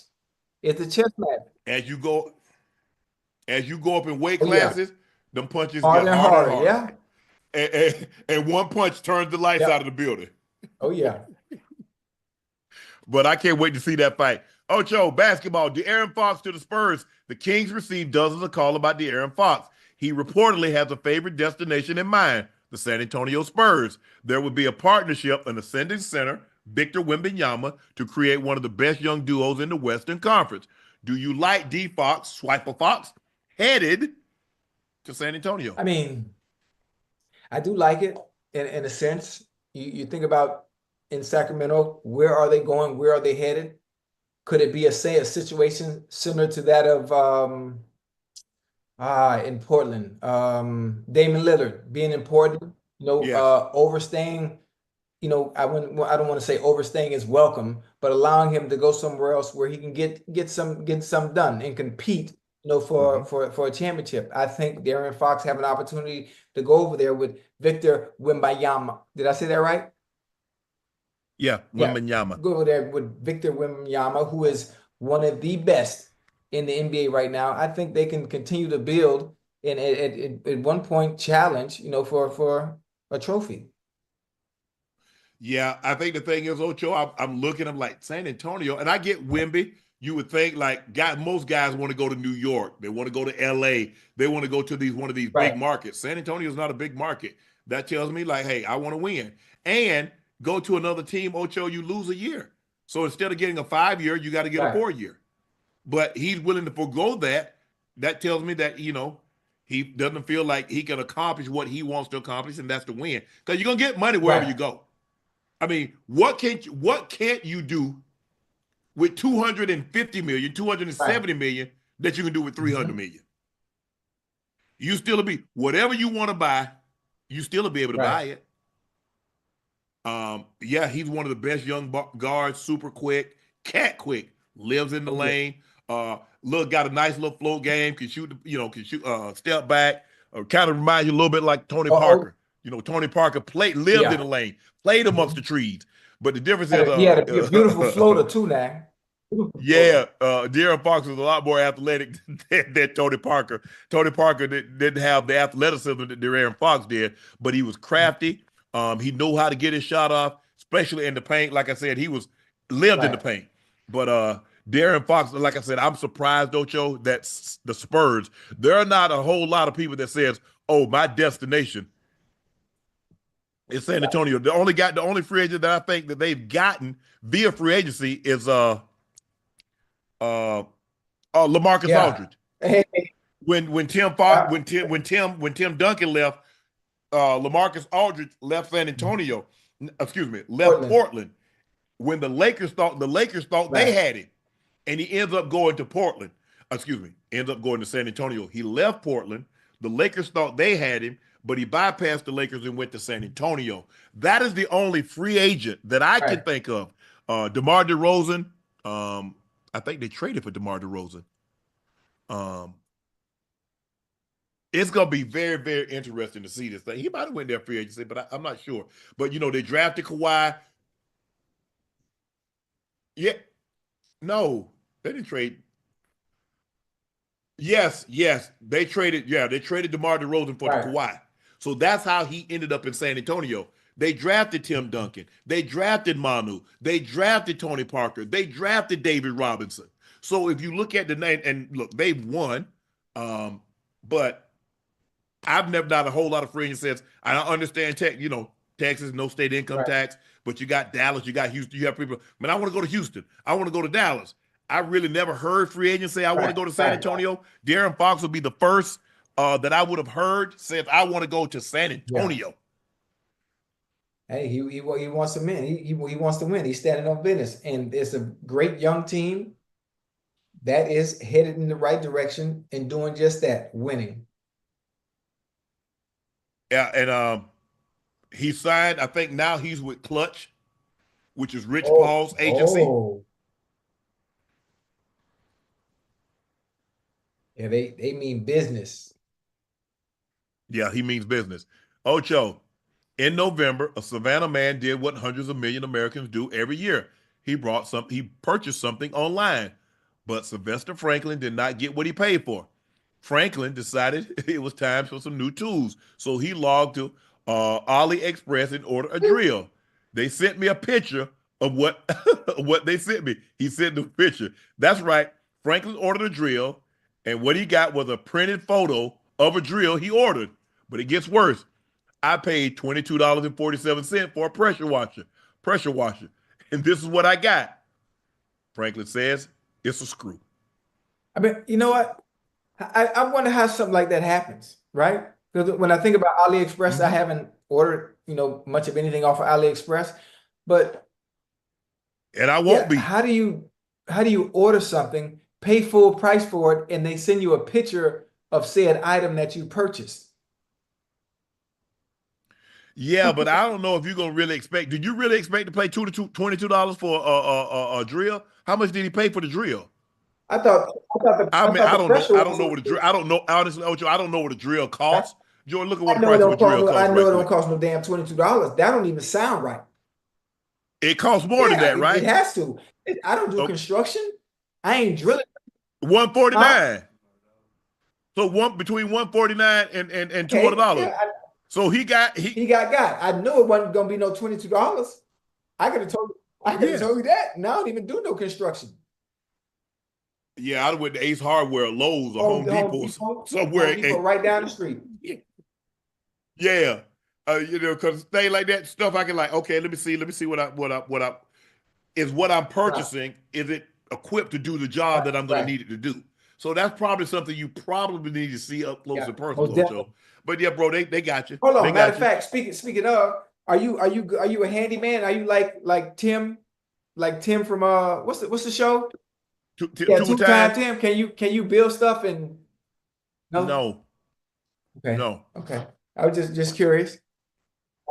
You can't either. Me too. Well, hey, I took wood shop in high school. I did too. I can put together an entire bed and bed frame with wood. All I need is some nails in it. I can break an entire bed and bed frame. I can't put it together though. I can do that because I lay heavy. I can take it apart. Now, if you need somebody to take it apart, just call your boy. I'll do that for you. You put it back together, but I take it apart for you. No. But I don't have. I'm not. God gave me the ability that God gave me was to play sports. That's what I can do. You give me a football, a basketball, a baseball, or something like that, but I can do that. But handy, I can't do. I can't put ish together. Okay. I'm paying somebody to do that. That's why I got a full-time handy guy that comes over. You got a handy guy. Okay. Yeah. Okay. For sure. Okay. So anything that breaks or needs to be put together, I call. So what happened if you driving and you got a flat tire? That's what I got roadside assistance for. So you can't change the tire then? I can change the tire. But I ain't paying the kind of money I'm paying for roadside assistance. I'm gonna put that. I'm gonna sit right there. Okay. I'm just curious. The fact that you can do it, Yeah, I can change the tire. Yeah, changing the Ocho. Some of this stuff that they got together, like I had this guy. I bought a concept bike, like you see a lot of times in these CrossFit gyms. Man, he laid out the instructions. Man, I looked at that. I went back in the house. I said, you need some water? Yeah. Next thing I know, like 20 minutes, he run the doorbell. He was done? I said, man, you gonna put it? Yeah. I said, you put that whole thing together? He's like, yeah. He said, you want to test it out? Man, some people have a knack for that. You look at all them directions. They do. You look at all them directions. You look at all them nails and screws and be like, man, hell nah. But you know what? The same way you look at stuff like that, if you was to give them a playbook, they'd be the same way. Like, what the hell is this? Exactly. Yeah. Exactly. I know. Hey, I'm great at what I'm good at. Right. But what I'm not, I don't put any time. Man, you need to learn. No, I don't. I'm too old. I'm not trying to learn that. That doesn't interest me. In order for me to learn something, it really needs to interest me. You got to have a passion for it. Putting stuff together, that don't interest me. Learning how to cook, that doesn't interest me. I look, You either can pay some. You either do things, Ocho. You either pay somebody to do it because you can, or because you can't. Wait, I can't do it, so I pay somebody to do it. I don't want to do it, so I pay I got a somebody to do question. it. Now, Yes. I'm not taking a survey, but studies at Harvard show and say that women prefer a man that is handy and that can cook over one that can pay for the services and have someone else do it. What are your thoughts on that? Well, I ain't gonna find no woman that wants somebody that can cook because I can't. I ain't gonna try to learn either. I mean, look, if a woman can cook, yeah, sure, that's great. But that's not a deal breaker for me that she can't But cook. no, I'm saying women wanting a man that knows how to cook as opposed to having a man that can afford to have a chef. They out there. I wish her well. I don't know to tell you. I'm just gonna be honest. Right. I ain't gonna stand in the way. I can't. I'm not trying to learn how to cook no oxtails and no stuff like that. I'm not trying to learn how to cook no fried chicken and all that other stuff. I'm not. I ain't no sense in me lying to you. I ain't gonna hold you. That ain't me. So if you looking for somebody that can give you that can cook for you and hey baby, I'm gonna make brunch for us and I'm gonna make some eggs Benedicts and I'm gonna make pancakes or I'm gonna make waffles and stuff like that. Bless his heart. Y'all deserve to be together. That's what you want and that's what he can do. But that ain't me. Ocho, check this out. A woman is crying after revealing to her husband she never had an emergency savings account after she told him she did. Her husband thought, thank goodness we have that money you saved in your account. And now the woman is crying. Ocho, if the money was never there, is this grounds to end the relationship? Well, yes, it's grounds to end the relationship because obviously I'm assuming he must have been giving her money, right? To put away into the savings account. So where's the money going? Obviously, she's using the money for something. And if they live together and that's the wife, and he doesn't see her buying anything, the money got to be going somewhere. So not only is it grounds for whatever he needs and sees fit in doing after there is no savings account, something ain't right. And you know what else you got to be careful too, Unc? Most of the time, women have a savings account or a private account, and they continue to save up and save up and save up and save up as an exit strategy as well. Yeah. I think I read a study the other day, Ocho, that the divorces, that 70% of the divorces are filed by women. You know, they don't file them until there's a plan B in place. Now everything has to. Oh no. Women, no. Women are not going to do anything like that. Women are a lot more methodical. Yeah. They're planned. They're like, okay. Let me make sure I got a place to go. They know where they're gonna go. They don't start ordering off Wayfair. They got the little furniture coming that you don't know about. They got a little stash. They've been stashing. They've been paying the bills, but they've been popping a little bit. They done told their mom. They done told a sister. They done told a homegirl. Hey, that's right. Listen, you always got to stay 2 steps ahead. Any sign of anything that's out of character or that's not normal, and it raises your antennas, then you just have to understand you have to move accordingly and be prepared for anything at that point. Anything at that point. Well, I mean, you got your account. Right. She got her account. Then y'all have a joint account. Wait. If you have a joint account, it has to be a joint account that you guys start and you put money in together. Right. Yes. And I don't know what's in your account. You don't know what's in my account. What's in this one. We know what's in this one. We pay bills. We pay bills out of this account. Hey, I like that. Now that's structure and discipline. Yeah. If you can find someone like that where you guys both are doing well in your respective fields and whatever it is you do, and having that joint account and having that structure of starting off, let's say as a couple just randomly. I'm just throwing a number out there. We put 5,000 in, together. We start off with 10. And then every time we get paid, we put a certain amount in, and we continue to do that over time. Yeah, right. Man, you know what that'd be looking like at after a year and some time. Man. Yeah. And people like, man, you gonna let your account? You gonna put your wife on your account? Are you high? Bruh. Wait, if you married, you wouldn't put your wife in your account? Oh, You talking about what the yeah. money is? Now I'm talking about like real Yes, sir. money? Man, please. People must be thinking I was a D food. Like I said, I got an Right. account. You got an account. We got a joint account. Now, are they parameters? I update my every 2 years because the money grows. Right. And so every 2 years I update it. Okay, this. Oh, you acting a fool? You get a little less. I'm sorry. You get a little less. Okay.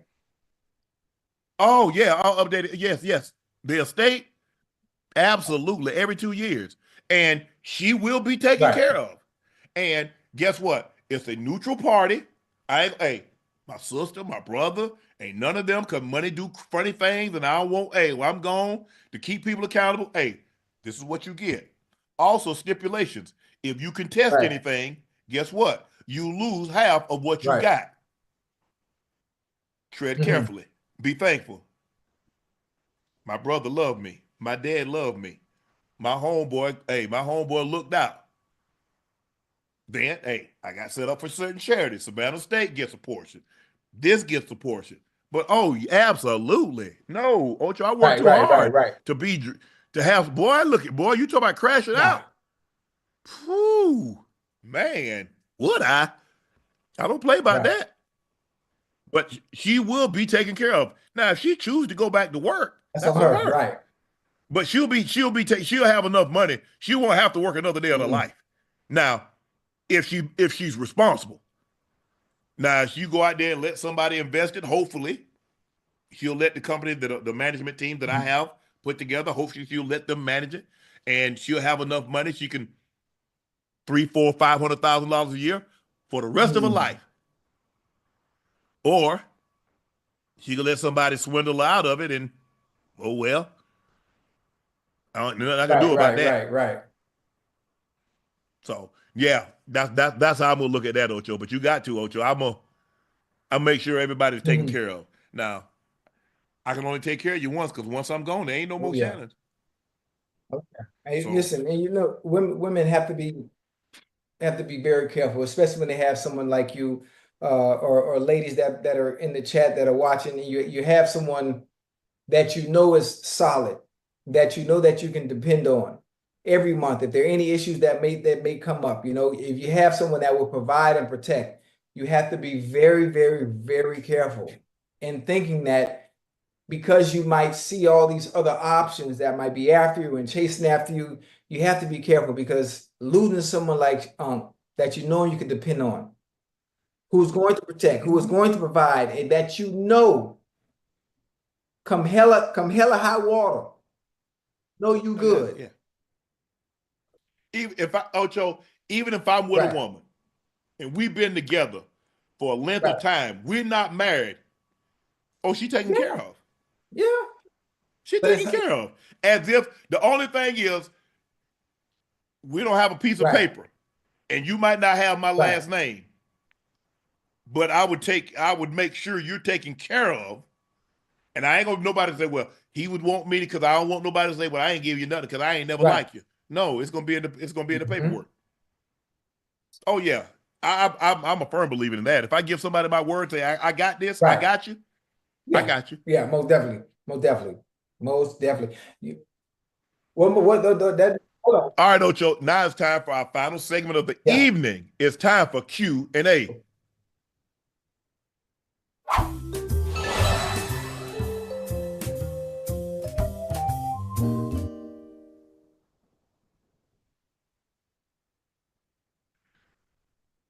Kimber Norwood Jr. said, Unc, my question is whose defense will be able to stop the run in the Super Bowl, and I would love an 85 jersey from Ocho on my wall. Ocho, who do you think? First of all, I think the thing is that the 49ers, the Chiefs don't run the ball. They want to be efficient. They're trying to be explosive in the passing game. They're not trying to be explosive in the run game, because that's not what they have. The Eagles want to be explosive in the run game and efficient in the Right. passing game because they're not going to throw the ball all over the field. They're not trying to let Jalen Hurts throw the ball 30, 45 times. Ocho. That's not what they are. That's not what they who do. they That's are. not what they ask him to do. Right. Not with 2-6 Oh, in your yeah, back. you don't have to. You don't have to. But this is the thing, huh? This is the thing. You have to think. I see Spags similar to Belichick. I see Spags. If Belichick is playing the Bengals, we double that all day. He gonna make Jalen Hurts beat him. We doubling 85 all day. I see Spags coming to this game for Super Bowl and Andy Reid. We're doing everything we can to stop 26. We coming to this game. If AJ Brown beat us, if Jalen Hurts beat us, or Devontae Smith beat us, you know what? I can live with that. We're gonna shake hands at the 50-yard line. But 26 is not beating us in this game. No. It ain't happening. I gotta make you beat me with your plan B. I can't let you beat me with your plan There A. you go. So they're gonna make, and this is what I also like about Jalen Hurts. Jalen Hurts has also showed if the running game is not going as we see fit, it's not going well. He showed he can drop back and throw the ball. He had a great I mean, maybe one of the best games that we've seen from Jalen Hurts throwing the football was in the Super Bowl against this very team. Yes. He threw for over 300 yards. It was that one fumble because they had the game in control, Ocho, and it's that one fumble that got Kansas City back in the game. And then in the second half, the defense couldn't get a stop. Touchdown, touchdown. Goddamn, Mahomes special, man. Especially, I think you take games like this, he's been in these what most would consider pressure situations, big time games, big time moments where it's a little different than regular season. I think he's been in this so much, I think he's numb to it, Unc. I think he's numb to it because he's just used to being on the stage so often. Like, I'm taking what you give me. Matter of fact, what you don't give me, I'm gonna take that too.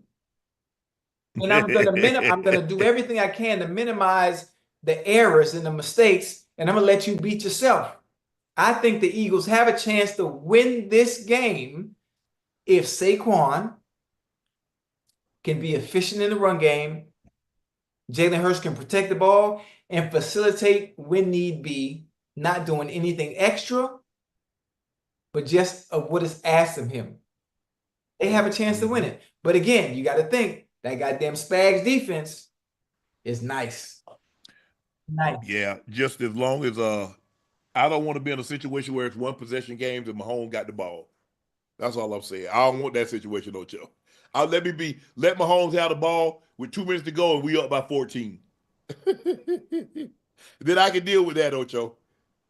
I don't want to be in a situation where Mahomes got a ball with the football in his hands with a chance to beat me.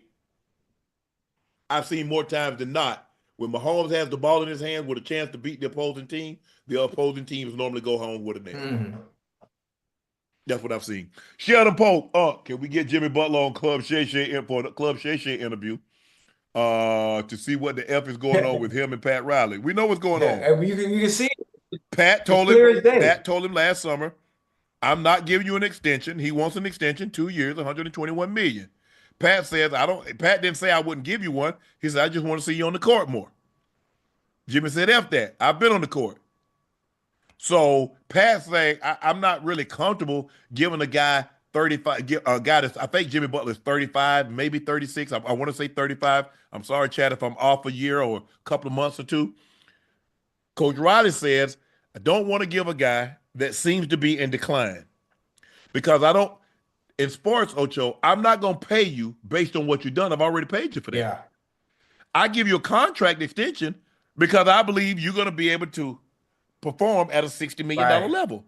See, you cannot, and a lot of people say, well, all the other bums get that money. Comparison is a thief of joy. You can't worry about what somebody else is getting. The team that you're on is saying, I'm not giving you that. If you're on that team and they give it to you, okay. It's like anything. Hey, you might want to, man, my homeboy say his girl, they be on the balcony. Right. Oh, well, you better go. Hey, you better get his homegirl there because I ain't like that. So that's how you got to look at it, Ocho. Everything, just because somebody else did it, that doesn't mean where you are, that's what's going to happen. So we know what's going on. Jimmy Butler and Coach Riley, If I'm Coach Riley, me personally, I wouldn't trade Jimmy. What? What you gonna do? Because I wouldn't. Because I won't. I'm done. I'm gonna break his plate. Because I'm done rewarding negative behavior. You remember he did this in Chicago? Remember he did this in Minnesota? Now he's mad again. He want to do this. No, I'm not. Hey, guess what? Play this contract out. You got a $50 million option. Opt out of it. If somebody's out there that's going to give you what you want, take off. But I'm not. And guess what? You act a fool, conduct detrimental. I ain't paying you. Ain't like we gonna win ain't like we winning the championship this year. Even if Jimmy Butler's at his best, you think they're gonna beat the Celtics? They're gonna beat the Knicks?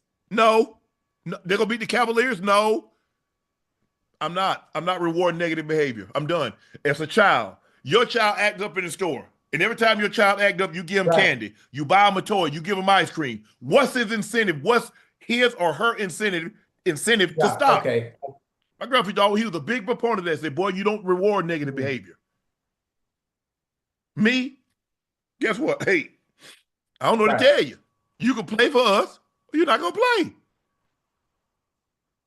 See, the thing is, Ocho, and I learned Terry Crews told me something. He had an interview. He said, Shannon, you can't nod your head yes and mean no. Sign the contract. Wait a minute. Hold on. Hold on. Hold on.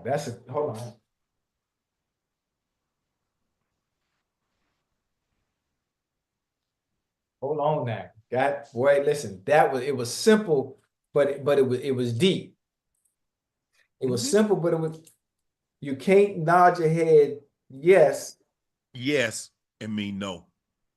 I got to use that with my kids. No, wouldn't. And look, everybody, and I see, man, Jason Tatum and Jaylen Brown and this one and that one. How old is Jason Tatum? How old is Jaylen Brown? Right. And the one thing that we see, those guys are not missing the time. Jimmy Butler's been nicked. And 2 years, bro, he's making 40-something this year. He got a player option next year for like 52. Bang. And he wants a 2-year option on top of that, Ocho, for like 121. So what, 60 and a half a year? So if he's 35, so 36 is a $52 million option. 37 is a 60, 38. I mean, people are looking at that Paul George deal like, this thing ain't gonna be looking good because it ain't really looking too spiffy right now. Right. I can just imagine what it's gonna look like year 2, year 3, year 4. Ooh, oh my goodness. So I get Jimmy's frustration, but he in a tough spot. Huh? If he play your tail off, opt out, go get your money. Because you got the player option for 50+ million. Play your tail off this year, opt out of that contract, take off. Or play so good that they got no choice but to give you an extension. Yeah. Okay, Darian Mallett, Unc Ocho, love the show, but I have to ask, why won't either of you give Jalen Hurts the credit he deserves? It seems like the goalposts keep moving. I just did. What are you talking about? I just talked about Jalen Hurts. So what credit haven't we given him? He wins. So does Lamar. So does Josh Allen. So does Mahomes. Yeah. So I want to know. What's the comparison? I mean, he wins in a different way. But he wins. Yes. I don't understand. But we don't listen, he had 6 games in which he threw for less than 170 yards. I think he had 9 games where he threw less than 200. Guys like that, they don't get the Peyton Manning treatment. They don't get the Tom Brady. They don't get the Mahomes. They don't get the Elways, the Marinos. Bro, it ain't no, you know how this is. Terry Bradshaw won 4 Super Bowls. 2 times he was the MVP. When was the last time you heard Terry Bradshaw mentioned as one of the great the top 10 quarterbacks? When did it happen to you heard him mention Terry Bradshaw? Troy Aikman, 3-0. When the last time you heard that? Ain't nobody moving no goalposts. You just haven't none of the football. Hey, I ain't got no problem with Jalen Hurts. I like him. I thought he was great. I thought he did a good job. But hey, he lost his job for 2. He did a great thing. He said, you know what? I think I'm better than sit on to be a backup. Went to Oklahoma, parlayed that, played well, got him to the college football playoff. They lost, but hey, increased his stock. His second round pick comes in for Carson Wentz. Carson Wentz never gets his job back. He's been the starter. Second Super Bowl in 3 years. I'm just trying to figure out what credit. Let me ask you a question. Did Joe Flacco get the credit he deserved? Because he won a Super Bowl and was Super Bowl MVP. Beat Tom Brady in his house. I just want to know. Did he get the credit he deserved? Yes or no?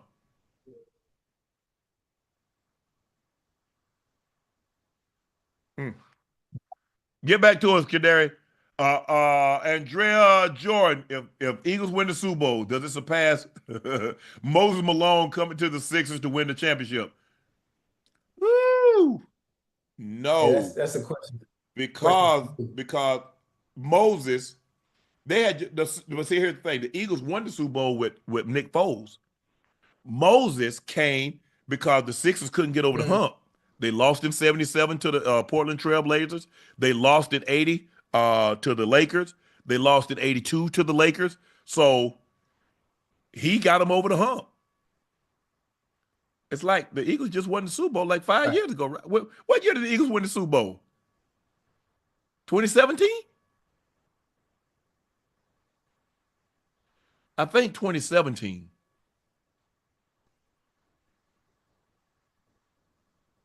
I think. What does it say? Ash, why'd you say it with such disdain in your voice?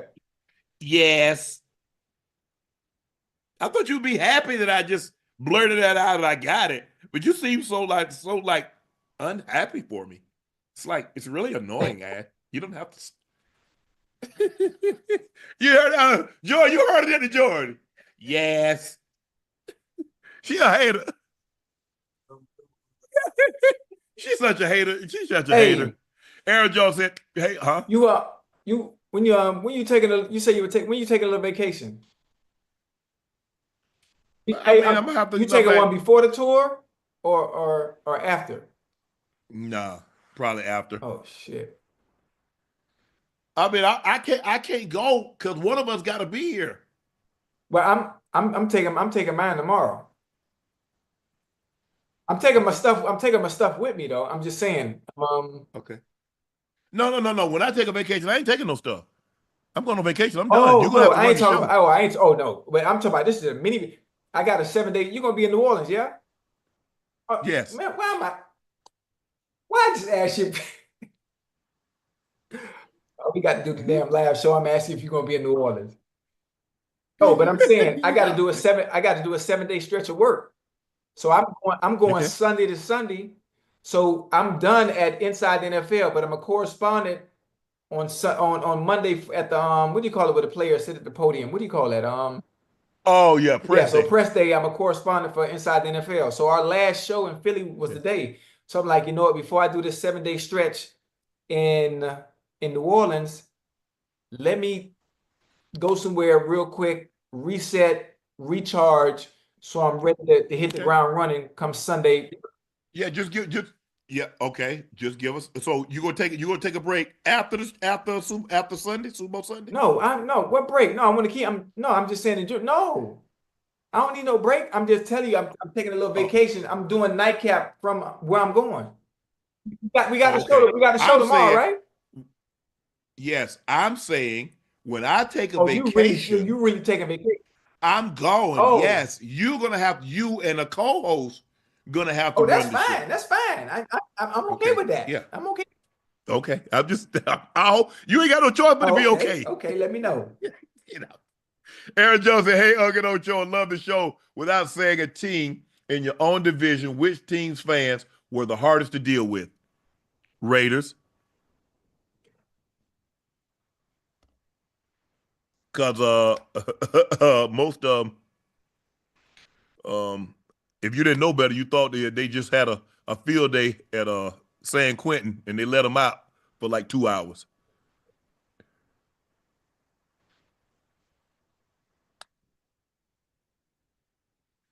Hold on, it says Ocho, love to show which without saying a team in your own division. Oh, hold on. Patriots.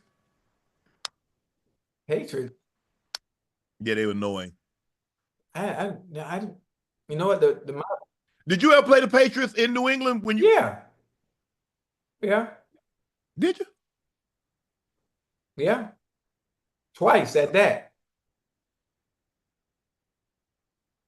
Yeah. I mean, probably the Patriots. Because I'm trying to think who other. I mean, I played the Giants, played the Jets, Patriots. Patriots. And that was before Ocho. They had really started. They had won the Super. We played them in '93. Did we play them in '93? No, we played them in '94. Man, we played the Patriots for a team that's not in our division, right. Ocho. We played them in '94. No, we played them in '95, '96, '97. 95, 96, 97, and 98. So we played them 4 consecutive years. I remember one year, Ocho, this was a very strange rule the NFL had. We weren't in the division, and we played the Patriots twice. The hell? Yep. Played them twice. I think it was 91. 91. I think it was 91. We played them twice. What fans you say was the hardest to deal with? None of them. It's funny. It didn't happen till later on in my career.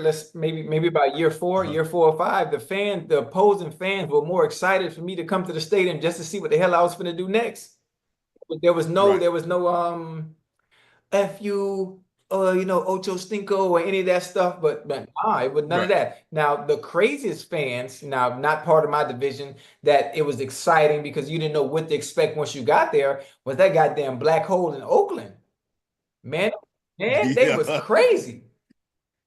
Oh, they was crazy. Were terrible. They were terrible. But that's about it. They were just terrible, man. The Raiders fans, man, they terrible. I mean, you love them.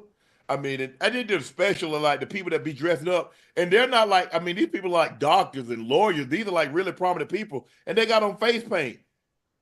I'm like, what the hell? Mm-hmm. But the black hole, you had to be a part of it to see it. Isaiah Lancaster, what's good, Unc Ocho? Who are your top 10 quarterbacks in the NFC, and where would you rank Jalen Hurts in Eagle history among quarterbacks with Super Bowl win? Well, hell, they ain't got but one with a Super Bowl win, and that's Nick Foles. Yeah. Top 10 quarterbacks in the NFC is too much. Just say top 5.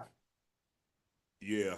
Who are your top 5 quarterbacks? I mean, let me see. I'm thinking. Let me think of NFC. Goff, Stafford, Jalen. No particular goddamn order, man. Goff, Stafford, Jalen, Jordan Love. You got Jaden Daniels, Brock Purdy, Baker Mayfield. Oh man. Oh, it get tricky. Let me throw Jaden in there. Jordan Love, Jaden Daniels, Jalen Hurts. No particular order. Goff. Who should I go? Purdy or Stafford? Whoever you want to. Stafford's won a Super Bowl. I mean, I would take Stafford over Purdy. That's okay. I'm gonna go Stafford. I mean, just people would be like, oh, why you? Go Stafford. I'll take Stafford. Yeah. Mr. E 1976. Here's the tip jar. Thanks for everything you do, Shannon Ocho. Stay pressing forward. Appreciate you, bro. J213. Hey, Unc Ocho, what are some old school haircuts you don't see anymore? I just saw someone with a shag and someone with a double hairline today. Be blessed. Listen, shag is still alive and well in Texas now. The shag is still alive and well in Texas. It's a cut that everyone still gets. What I haven't seen in a very long time is the Gumby. Remember the Gumby, Unc? The Gumby and the high top fade. I don't see that. I'm talking about a high top fade. I don't see that no more. Oh, you talking about like Kid Play high top fade? You don't see that no more. Obviously, you don't see the afro. The natural afro. You don't see that often anymore. what you don't see more of? I'm trying to think. Shoot, that's about all I can think about. Yeah.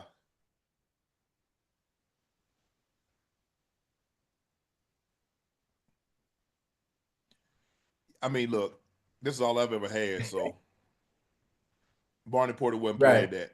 And when he passed away, Mary Porter wasn't having that. And then I just got to the point like, I kind of like this. It's different. I ain't have no Jerry curl. I ain't have no box. I never had braids or any twists or anything like that. All I've ever had was a fade part. Boom. Right. It used to be Michael McIlvin. Michael done went and got braids. This man, he in a midlife crisis. Now all of a sudden he got 58 years old. He got twists. Man, Mike, you don't sit your ass down. I say, first of all, you can't have twists if you got to use Right. Beijing. That should be the first rule of thumb. If you got to use Beijing, sit your ass down. Don't you get no twist in your head. But right now, ain't but two people got a haircut like this. Me and Mr. Farrakhan. That's it. Was Gary Coleman. Lou is, y'all do have the same cut. Now that I think about it. Yeah. Rest that thing to the side. That's it. Gary Coleman, rest his soul, he used to have one. Sean Smith said, do you think Mahomes would ever been as dominant in a defensive-driven league like, well, Tom had to play against the Steelers, Ravens, Jets, Giants, or even the Colts with Bob Sanders? Yeah, he great. A quarterback like that is a quarterback in any era. Any era. It's not changing. Just like Joe Montana. Was Joe Montana dominant? And he played in the 80s. When they was knocking, there was no rule, there was no protection. None, zero.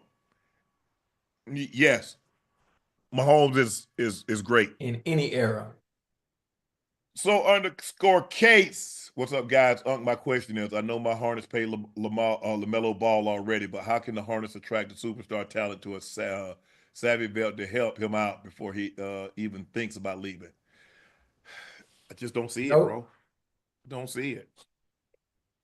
It's a small market. You got a small market. You got to do like the Spurs. Draft Tim Duncan. Draft Manu Ginobili. Draft Tony Parker. Draft Kawhi Leonard. But that's hard. And have David Robinson. I mean, Ocho, I just got to be honest. It wasn't, if you look at it, wasn't really no free agents going to these places. And back then, it wasn't like free agency like it is now. But no, it ain't, Will E say, speaking of touchdowns, them Sparks just touched down by the latest SmackDown on WWE Raw. That's what I'm talking about, Will. That's what I'm talking about. Hey, whoa. Hey, hold on. Now I put my order in, right? Let me look at my email. Let me see my email to confirm my purchase. What? They ain't send me no email? Oh, there it is. Chad, thanks for choosing Row. Invoice. It came to 186. I don't know why it came to 186, but I ain't tripping, That's $180 well spent. So it don't tell when how long before they get here? Probably a couple of days. Okay. Hold on. You think it'd be here? So before I leave for the Waters? Yeah. Okay. Aaron Owens says, I just want to say, keep doing what you guys are doing. Love watching and interacting with Nightcap. Hopefully see you guys soon at a show. Aaron, come on down to New Orleans, bro. We're going to be there. We going to be there. Got to be there. That concludes this episode of Nightcap, brought to you by Boost Mobile. Visit the nearest Boost Mobile store or boostmobile.com to join their nationwide 5G network. Guys, thank you for joining us for another episode. Please make sure you hit that like button. Please make sure you hit that subscribe button and go subscribe to the Nightcap podcast feed. Y'all know me. I'm your favorite Unc, Shannon Sharpe, the Liberty City legend, the Bingo Ring of Fame honoree, the Pro Bowler, the All-Pro. That's Chad Ochocinco Johnson. Go subscribe to the Nightcap podcast wherever you get your podcast from. Every podcast subscriber counts, matters. Thank you guys for mattering the last 17 months. We greatly, greatly appreciate your support. Please make sure you check out Shea by Le Portier. We have it in stock. If you can't find it in a city or state near you, order it. We'll ship it directly to you. What better way to celebrate 25 and the great year that it's going to be than with a bottle of Shea by Laportier. And a Super Bowl champion will be crowned on February the 9th. Great way to celebrate with a bottle of Shea by Laportier. One more thing, please drink responsibly and be safe. Go follow my media company page on all of its platforms, Shea Media, and my clothing company, 84 with 84 being spelled out. We did this Club Shea t-shirt. We got the Nightcap t-shirts, Unc Ocho. We just dropped beanies in every color.